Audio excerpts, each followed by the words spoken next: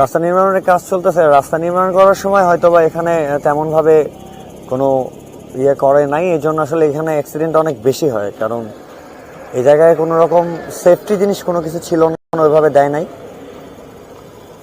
বাংলাদেশ হিসাব করতে হয় অনেক। কি মামা আলু? গাড়ির তো জীবন যৌবন শেষ। কেমনে কি ড্রাইভার কো? আপনি ড্রাইভার? কি হচ্ছিল কাকা বলেন? চোখটা আটে আসছিল মনে হয়,